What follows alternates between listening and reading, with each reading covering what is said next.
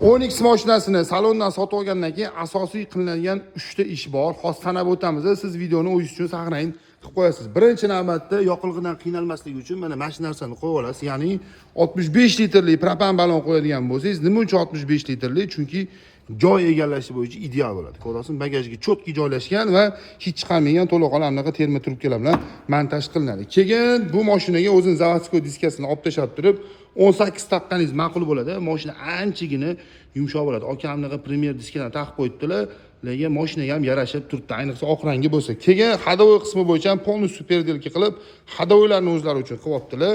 To'xtashlar, ya'ni tormozlari ham ancha zo'r bo'lgan deyaptilar va полностью kobalt zapchastdan qilingan hadovoy qismlar. Shu 3 ta narsani asosiysini qiladigan bo'lsangiz, xudo xolisa ko'nglingizdagida bo'ladi mashina. Endi u yog'iga o'zingiz xohishingizga qarab qolgan narsalarni bemalol o'zgartirib turasiz. Motor qismini ham mana bunaqa original zapchastlar bilan yuvelirniy qilib uстановка qilinadi.